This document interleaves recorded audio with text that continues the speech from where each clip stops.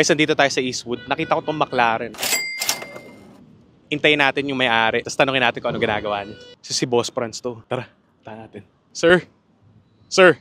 Sir, excuse me. Question for you, sir. Kayo po ba si Boss Franz sa TikTok? Yes, bro. Kilala din kita. Ikaw yung nasa TikTok, di ba? Yung Yes, sir. nag-interview. Opo, sir. Oh, bro. Okay lang po ba kayo naman po yung interview natin for the younger generation? Sure, brother. Sure, brother. Para po sa mga hindi nakakaalam, sir, ano po yung industry natin? I'm in a car industry, brother. I do buy and sell. I'm the owner and CEO of F2 Cars. Ano po yung pinakamalaking kinita natin sa isang taon? Isang taon, I can say, nag-profit kami ng around 50 to 60 million. 50 to 60 million. Ang laki. Ang dami po nagbabuy and sell ng cars dito sa Pilipinas. Paano po kayo nag-stand out against your competitors? Siguro dahil sa social media, because I do vlogs and then na-build ko na kasi yung pangalan ng F2A to another car, another day. Ayun, sir, kayo ngayon si Another Car, Another Day. So, building brand yung ginawa natin, sir. Gano'n po ito ka-importante, lalo na sa negosyo natin? I can say, important talaga kasi pagka na-build mo na yung brand mo, mas magtitiwala sa'yo yung tao. Sila na mismo yung lalapit sa'yo. Minsan, may binibenta ka na medyo mas mataas yung price ng kotse, pero mas pipiliin pa din nila yung sa'yo dahil nga na-build mo na yung pangalan. Tama, sir, no? Hindi sila matatakot bumili sa'yo kasi credible ka na. And trusted na. Legit and trusted car dealer. Ayun. Before po kayo mag-buy and sell ng mga cars, ano po yung ginagawa natin? Madami. Actually, madami akong pinasukang racket after ko gumraduate ng college. Nag-extra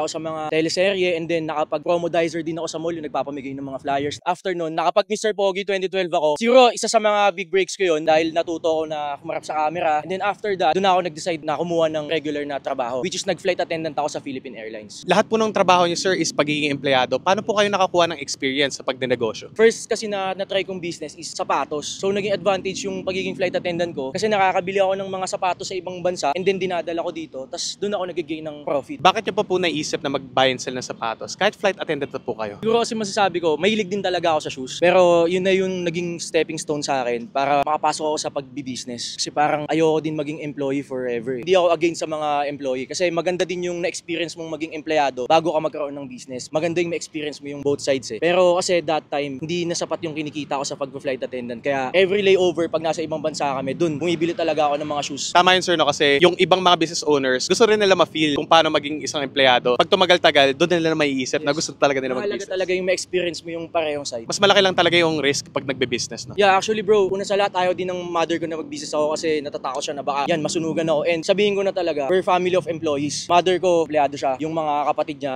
like OFW, ganun. Sa family namin, ako lang talaga yung nag-start na mag-business. So pinagsabay pala natin pareho yung pag-FA at pagbe-business. Yes. Pero bakit nanaig pa rin yung dugo mo para maging isang negosyante? Bali, during nung pag-flight attendant ko and then nagbabayan sila ako ng sapatos, doon ako pumasok na nahilig ako sa kotse. Nakapag-ipon ako and then nakapagpundar ako ng isang sports car na pangarap ko. Yun nga, yung Toyota 86.